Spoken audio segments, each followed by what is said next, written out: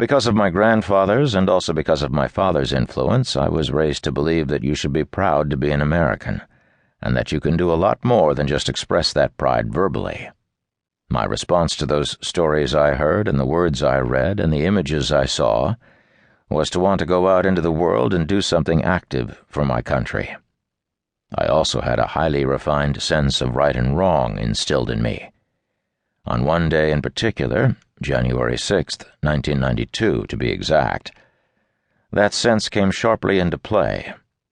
It was a Friday afternoon and I was a freshman in high school. I was a new member of the swim team, and as part of an initiation ritual, I was required to wear my Speedo swimsuit over my jeans. The goal was to see if newbies could handle the inevitable snickering and wisecracks, but things escalated way beyond that. I was walking to class, just after having lunch with my brother Jake, when I ran into a gauntlet of students, all of whom happened to be black. Obviously, my hazing attire made me stand out from the crowd and could have led to why I was selected for what happened next.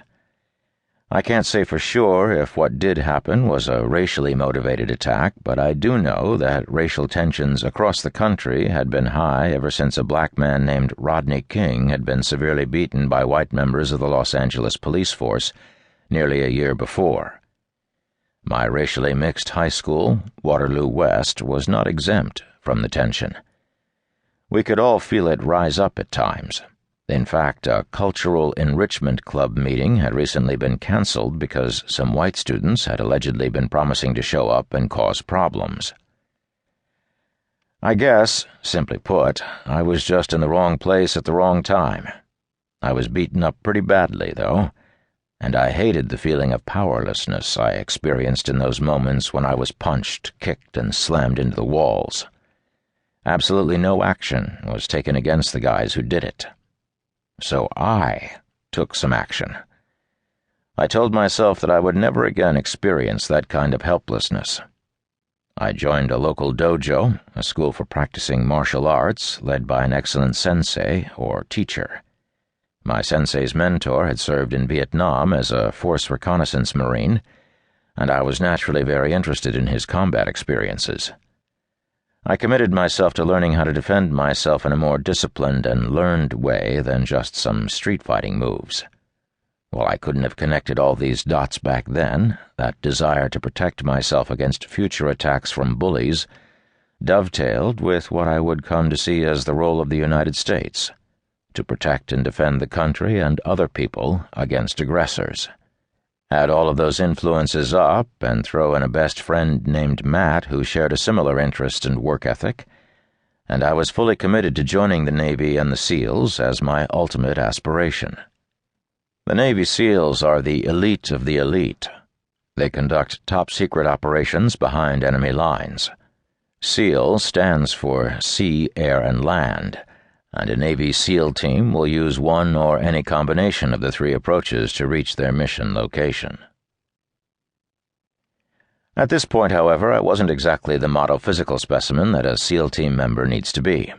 As I mentioned earlier, I was the typical late bloomer physically.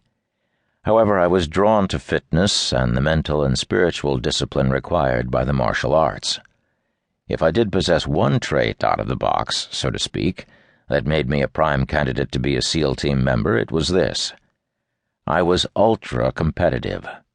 I hated to lose, and as much as I felt helpless during that attack by virtue of being so outnumbered, I also had the idea in my mind that I should have been able to overcome those odds. In my fantasy, after I had been jumped, I would have been able to fight my way out of it, breaking jaws and knocking out teeth along the way. One trait that successful SEAL team candidates have in common is that they can't stand to lose, and they won't quit. Ever. Since I knew before I joined the Navy that I wanted to be a SEAL, I let the recruiters know that was the case.